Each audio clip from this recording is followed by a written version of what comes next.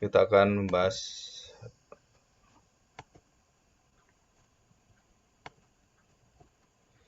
kita akan membaca Injil Yohanes Injil Lukas pasal 13. Kita masuk Injil Lukas ayat 1 sampai ayat yang ke-9 ya. Saya akan bacakan ayat 1 sampai 5 dan kemudian kita masuk dalam doa ya. Lukas 13 ayat 1 sampai yang ke-5. Dosa dan penderitaan. Pada waktu itu datanglah kepada Yesus beberapa orang membawa kabar tentang orang-orang Galilea yang darahnya dicampurkan Pilatus dengan darah korban yang mereka persembahkan. 2. Yesus menjawab mereka, "Sangkamu orang-orang Galilea ini lebih besar dosanya daripada dosa semua orang Galilea yang lain, karena mereka mengalami nasib itu, kemalangan atau aib gitu ya." Dan kita tahu darah korban dengan manusia itu tidak boleh disatukan karena yang kudus dengan manusia berdosa itu merupakan satu penghinaan. Ayat yang ketiga, Lukas 13 ayat 3. Tuhan Yesus bagaimana menanggapinya? Tuhan Yesus mengatakan demikian, "Tidak, kataku kepadamu, tetapi jikalau kamu tidak bertobat, kamu semua akan binasa atas cara demikian." Ayat 3 dengan ayat 5 sama, ayat 4 ya. "Atau sangkamu ke-18 orang yang mati ketimpa menara dekat Siloam lebih besar kesalahannya daripada kesalahan semua orang lain yang diam di Yerusalem?" Jawabannya jelas, tidak. Kataku kepadamu, tetapi jikalau kamu tidak bertobat, kamu semua akan binasa atas cara demikian. Dan ini sama persis dengan ayat ketiga, ayat kelima. Mari kita berdoa ya. Bapa, kami bersyukur hari ini kami melihat bahwa Engkau adalah Tuhan atas segala sesuatu. Engkau mengontrol segala sesuatu dan termasuk adalah Engkau juga mengendalikan dunia ini. Bahkan Engkau memberikan kepada kami hikmat untuk menanggapi, meresponi kondisi pandemi di dalam masa-masa yang berat ini bagi Indonesia, bagi kota kami, dan juga secara umum bagi seluruh dunia yang bersama-sama menghadapi virus COVID-19 ini. Dan begitu banyak tanggapan yang bermacam-macam, baik yang negatif, positif, ataupun yang mitos, hal-hal yang bersifat tahayul, imajinasi manusia, dan juga ajaran-ajaran tradisi yang banyak sekali menyesatkan pikiran kami, mengaburkan, dan semakin membingungkan kami. Apakah ini adalah satu cara Tuhan, atau ini adalah ujian, atau ini adalah satu kondisi roh kegelapan sedang menguasai manusia. Tuhan, kami tahu bahwa Engkau sudah berkata bahwa Engkau sudah bertahta, dan tahta kerajaan segala jagat semesta alam sudah diserahkan kepada namamu, di bawah kakimu. Maka kami percaya bahwa segala sakit penyakit bagi kami orang-orang percaya adalah bukan kutukan, bukan aib, bukan kemalangan, tetapi adalah satu pameran Tuhan untuk mendistribusikan kedaulatan, kemuliaan-Mu, dan bagaimana Engkau bisa menguasai jagat ini. Walaupun kami tahu, kadang-kadang salah satu anggota keluarga kami, atau teman kami, sahabat kami, atau jemaat kami bisa meninggal karena COVID. Maka ajarlah kami supaya kami tidak menuduh bahwa mereka lebih berdosa atau lebih besar dosanya daripada kami yang tidak kena COVID atau kami yang sehat adalah orang-orang yang lebih kuat imannya, lebih mengasihi Tuhan, lebih kudus dari mereka. Sungguh ini adalah ajaran yang sangat menyesatkan. Dan kami berdoa Tuhan, biarlah kami sebagai orang-orang dipercaya Tuhan untuk membawa berita Injil. Kami tidak membawa anak-anak kecil yang tersesatkan sehingga kami akan mendapatkan satu hukuman dari Tuhan. Dan kami akan dikalungkan dengan batu yang begitu besar dan kami ditenggelamkan dalam laut oleh Tuhan. Tolonglah kami Tuhan, kami setia di dalam namamu, kami setia di dalam firman-Mu, Dan roh yang memberikan kami kekuatan, pengertian, roh yang kudus dari yang Tuhan berikan, Tuhan anugerahkan akan menolong kami. Bawalah hati kami supaya kami sungguh-sungguh mau belajar firman Tuhan hari ini. Terima kasih Bapa, terima kasih Tuhan Yesus. Kami serahkan doa kami. Amin. Ya, nah kita akan membaca ayat selanjutnya ya, karena ini berkaitan dan satu cerita metafor yang gambaran diberikan Tuhan Yesus itu sangat berkaitan sekali. Ayat yang ke-6, perumpamaan tentang pohon ara yang tidak berbuah. Ya, pohon ara yang tidak berbuah. Nah, pohon ara yang tidak berbuah itu juga ada di dalam Matius. Ya, dalam Matius juga ada, pasal 13 sama, ayat 22. Dan juga 21 ayat 19 ada berkaitan. Yohanes 15 juga sama. Nanti kita bahas secara singkat gitu ya. Nah, kita akan lebih fokusnya ke bagaimana kita menanggapi orang-orang yang dalam kondisi seperti ini, pendapat kita, ajaran yang kita terima, tradisi yang ada, hikmat yang ada, kadang-kadang itu membuat kita banyak sekali merespon, bereaksi bahwa orang yang kena COVID itu kurang doanya, kurang imannya, dan kurang segalanya. Nah, apakah benar demikian? Jawab Tuhan Yesus jelas sekali. Tidak, dan tidak sama sekali. Coba kita lihat ayat yang ke-6.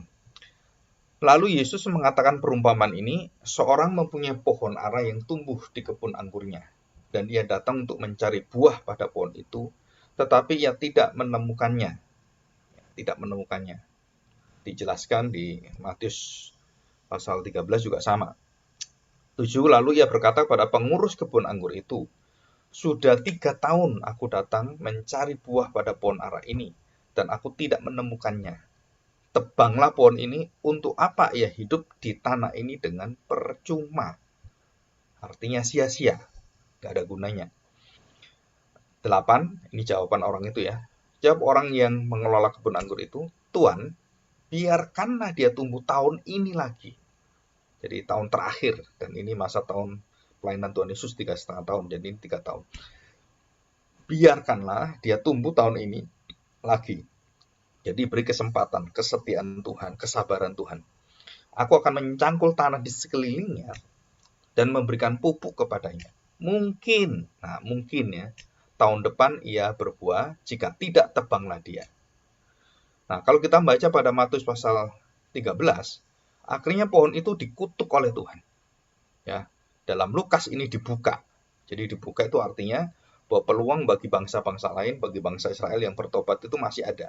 Tapi di dalam Matius yang menolak Tuhan Yesus, yang tujuannya adalah kepada orang-orang Yahudi, orang-orang ahli Taurat dan semuanya, maka dikatakan bahwa pohon ara itu, kalian semuanya, bangsa Israel, orang-orang yang mengerti hukum Taurat itu akhirnya dibinasakan Tuhan. Kalian tidak berbuah, kalian tidak berakar pada Kristus, kalian tidak percaya kepada Yesus adalah utusan Bapa, dan barang siapa percaya pada utusan Bapa, dia percaya kepada Bapa, dan itu adalah iman yang percaya kepada Yesus utusan Allah Bapa itu, Bapakku di dalam aku dalam Bapa, maka semua orang percaya itu diselamatkan dan pasti akan menghasilkan buah. Dan itu adalah satu perkataan Tuhan Yesus, dari buahnya kamu tahu pohonnya, dari pohonnya kamu akan melihat hasil buahnya.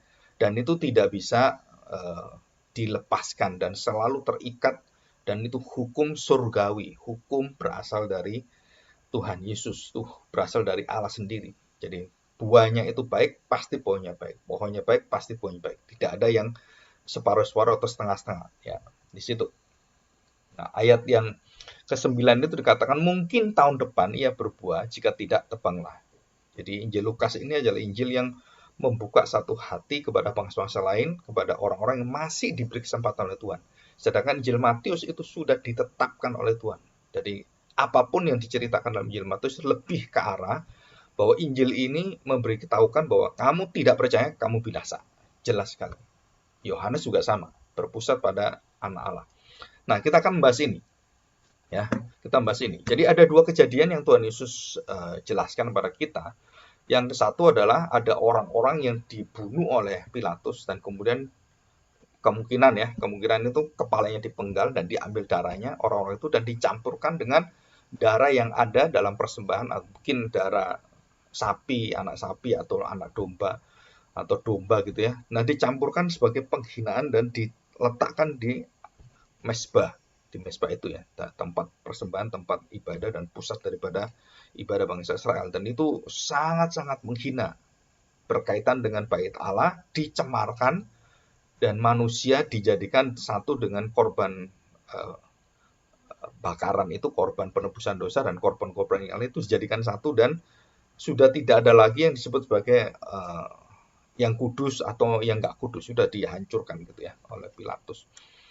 Nah, yang kedua adalah jatuhnya menara yang besar sekali, Siloam itu, dan ambruk, 18 orang itu mati seketika, penyet.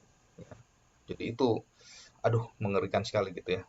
Jadi kelindes gitu, atau orang yang kena bangunan itu runtuh bangunannya dan mati di sana. Nah, sama seperti ini. Dan itu bisa terjadi, menara Siloam itu bisa terjadi kalau sekarang ini, bisa gempa yang besar. Dan yang ada di China, yang ada di Meksiko pernah, dan beberapa kota, puluhan kota itu pernah mengalami gempa yang dahsyat sekali, dan Jepang juga pernah berkali-kali. Itu ambruk dan orang mati semua di sana. Nah, apa yang kita pikirkan?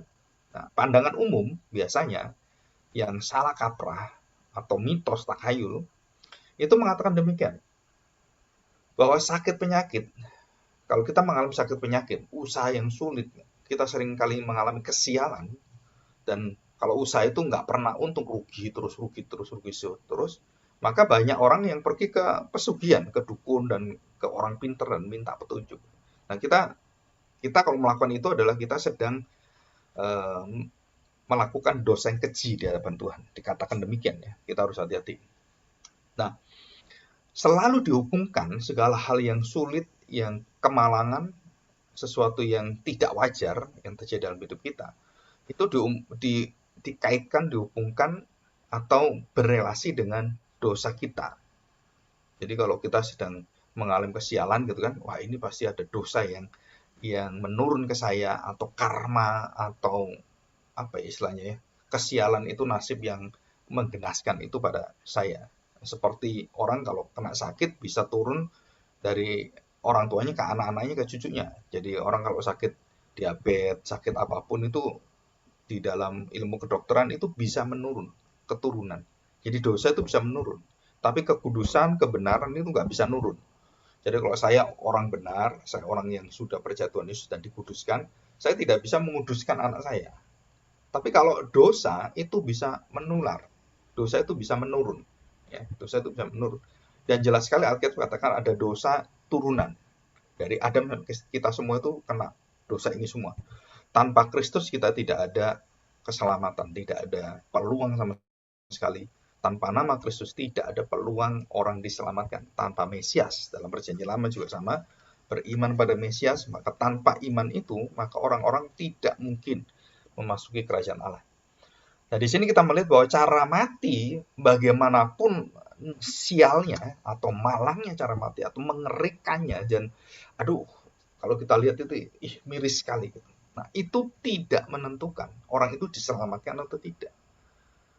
Jadi cara kematian tidak menentukan orang itu selamat atau tidak. Orang ini benar atau kurang benar, atau beriman atau tidak beriman.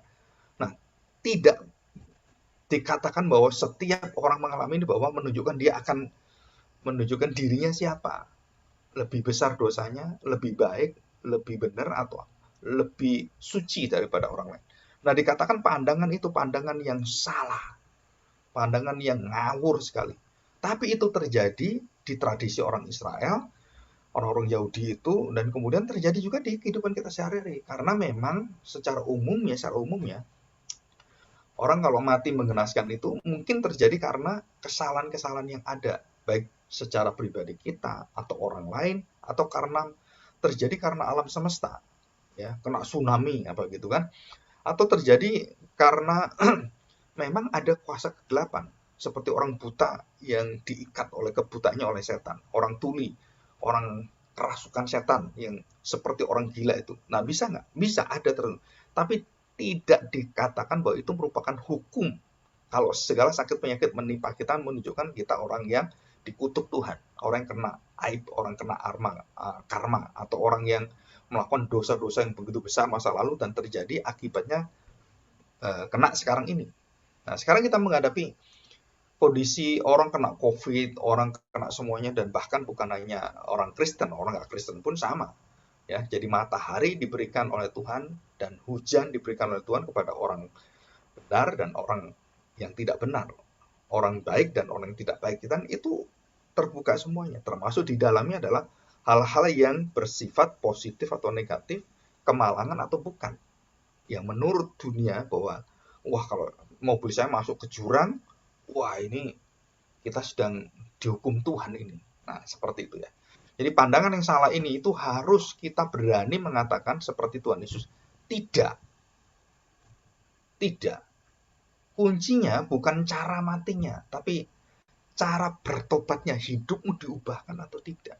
Tanpa pertobatan, dikatakan jelas sekali pada ayat 3 dan 5. Tetapi jikalau kamu tidak bertobat, kamu semua akan binasa atas cara demikian.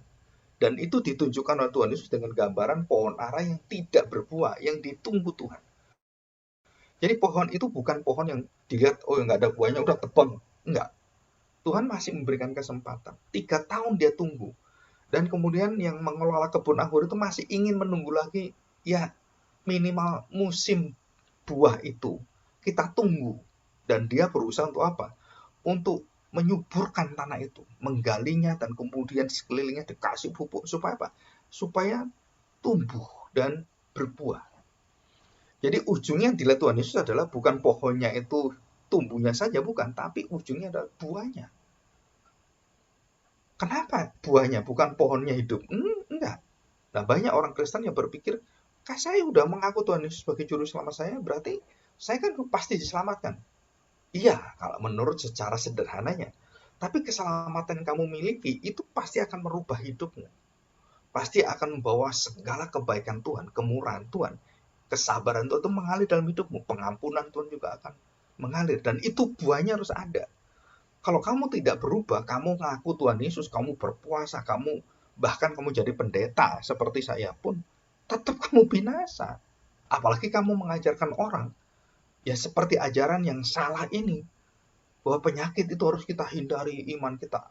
Kalau orang kena sakit, imannya tuh lemah, kamu harus tangking dalam nama Tuhan Yesus, segala sakitmu pasti akan keluar. Nah, ajaran-ajaran seperti ini, itu membawa kepada kita satu kerusakan iman dan satu kerusakan pengajaran, dan menurun kepada gereja beratus-ratus tahun bisa seperti itu. Tuhan Yesus dengan jelas mengatakan tidak. Kuncinya adalah, tetapi kalau kamu tidak bertobat, jikalau kamu tidak bertobat, kamu akan binasa. Bukan wajar atau tidak wajarnya kamu mengalami kematian. Kita lihat di dalam Alkitab, banyak orang yang mengalami ketidakwajaran. Dan bukan hanya tidak wajar, kesialan. Bahkan dikatakan itu juga aib. Kemandulan, kena sakit penyakit, dan kemudian hidupnya dalam kesengsaraan. Dan dihukum oleh orang-orang yang ada di sekelilingnya. Dan kemudian seperti Sadrak, Meshach, Abednego dihukum gitu kan, dibakar. Nah, apakah orang ini ada orang malang? Enggak, dikatakan. Nah, kita lihat contoh yang paling ekstrim itu adalah Ayub. Ayub itu sudah saleh orangnya, sudah mendoakan anak-anaknya, dia menjaga seluruh kehidupannya di dalam hidup yang berkenan pada Tuhan, hidup yang kudus di hadapan Tuhan. Dia kena penyakit. Anak-anaknya mati semua dalam kemalangan matinya. Coba bayangkan, dalam kemalangan. Dan juga bukan hanya itu, ada perampok-perampok datang dan merampok mereka semuanya, dan habislah semuanya.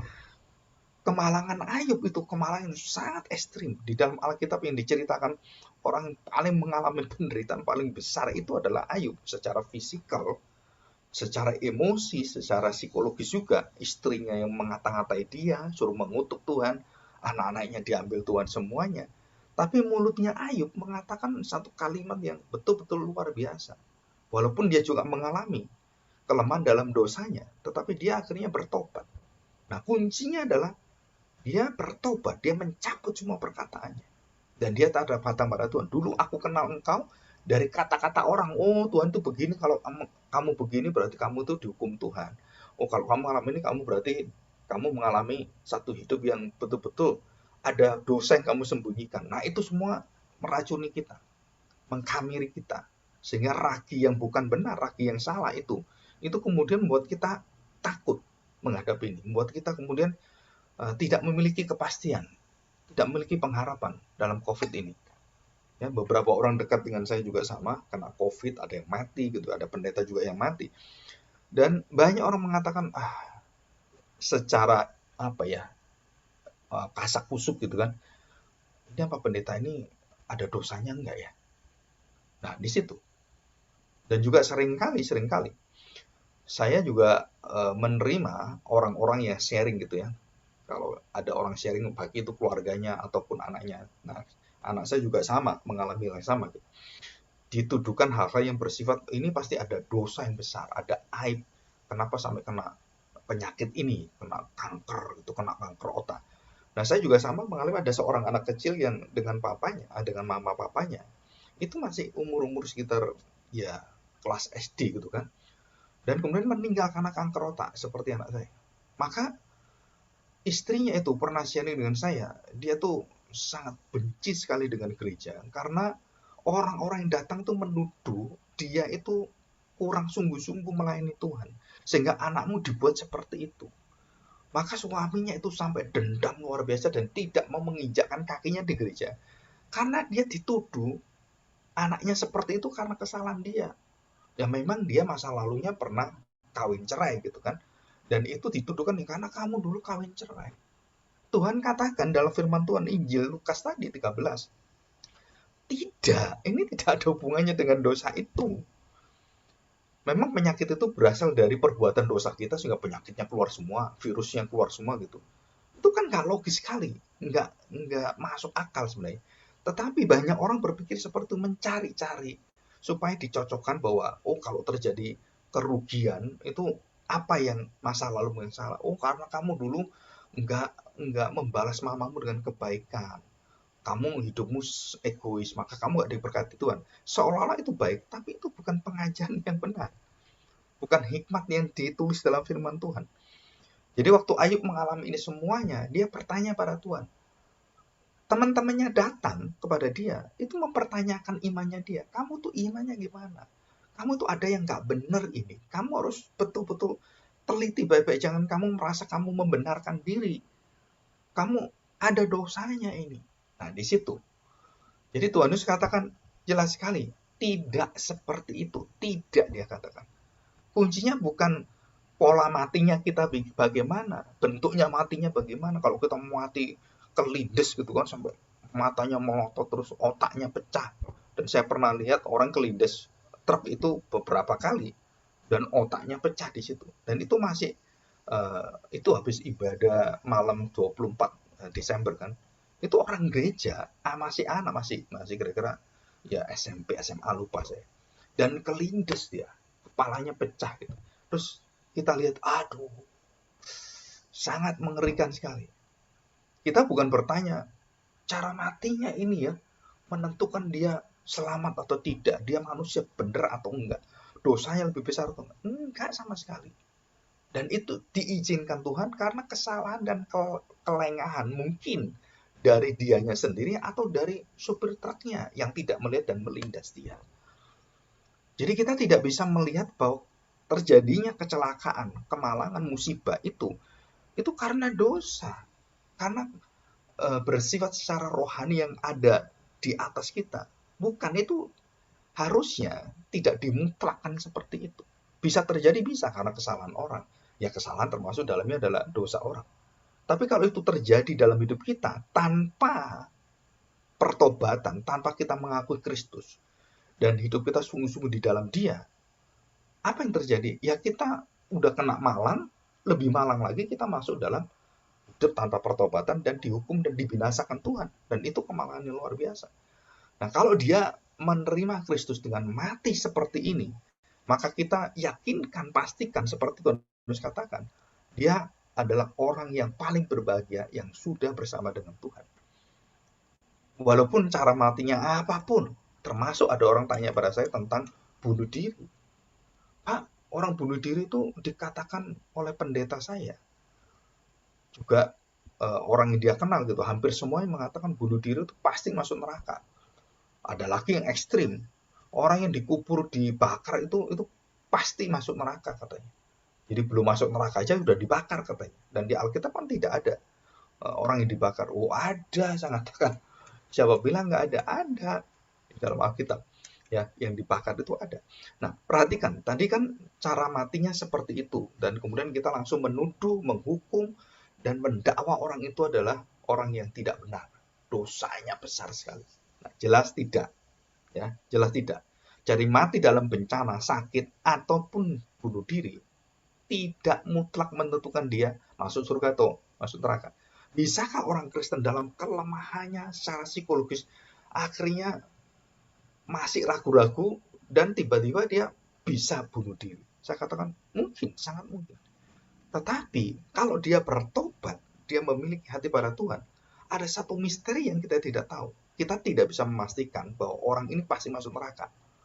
Jadi ada perjanjian dengan Tuhan, ada ikatan dengan Tuhan. Kalau hatinya Tuhan ikat dengan sungguh-sungguh, orang yang bunuh diri pun terbuka untuk masuk ke dalam kerajaan surga. Karena bukan cara bunuh dirinya yang menentukan orang itu masuk surga atau masuk neraka. Tapi nama Kristus dalam hidupnya dia. Pak, kan itu menunjukkan dia nggak percaya pada Tuhan, dia akhirnya bunuh diri.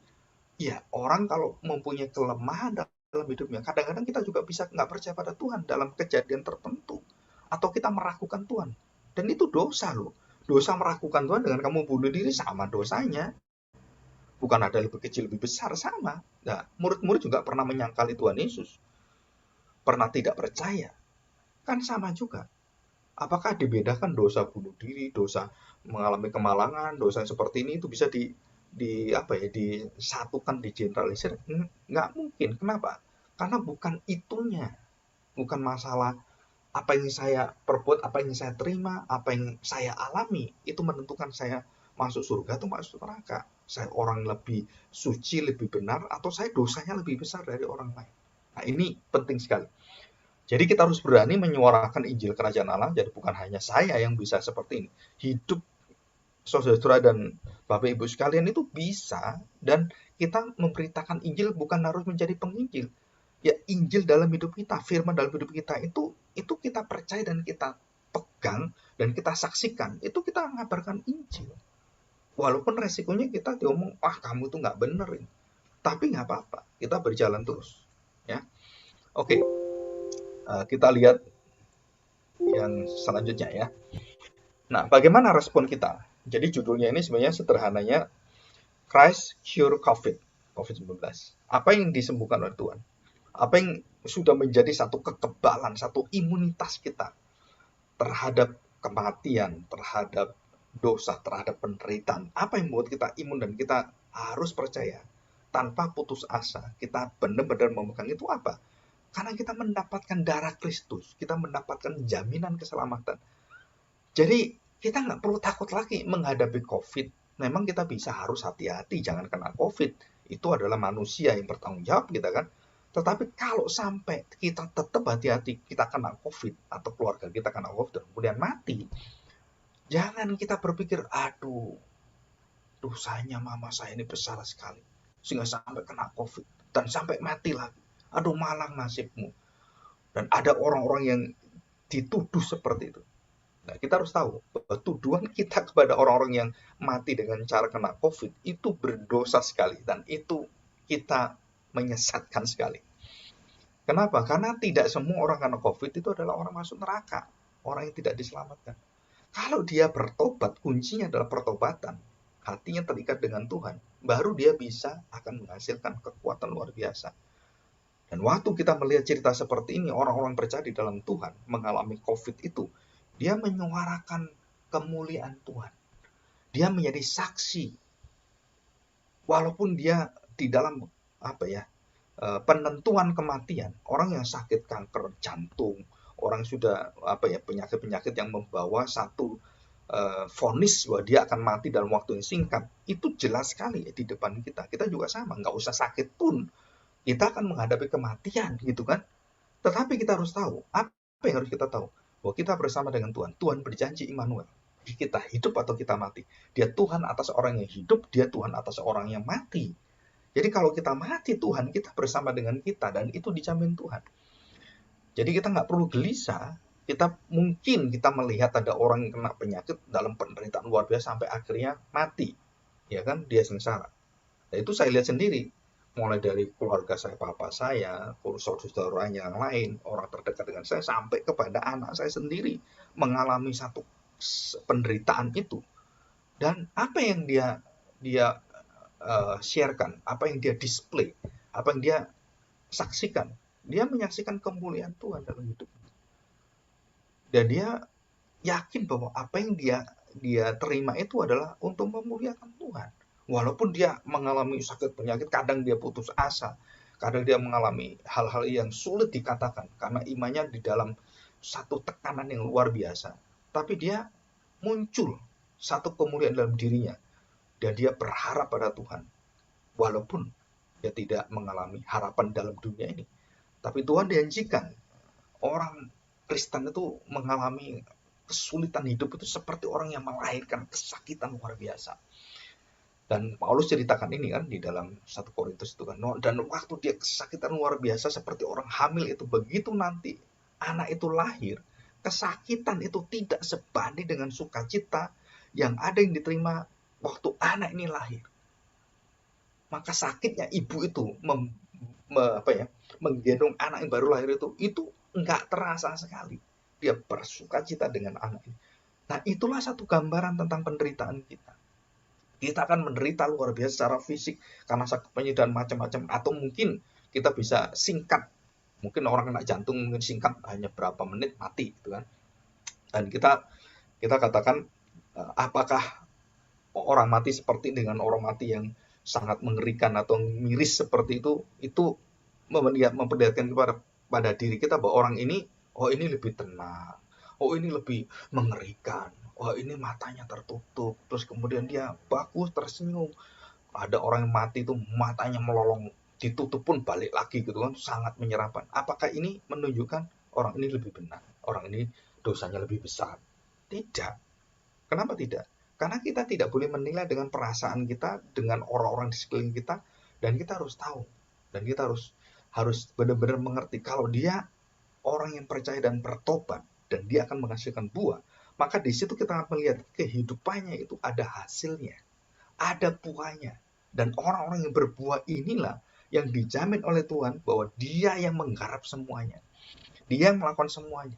Jadi selama 3,5 tahun Tuhan Yesus melayani, pohon ini dari awal pelayanan dia tahun pertama udah dilihat, melambangkan Israel, melambangkan bangsa yang akan menerima keselamatan dia. Kalau tidak ada buahnya, tidak ada pertobatannya, maka di situ Tuhan akan cabut, Tuhan akan tebang, dan akan dibinasakan.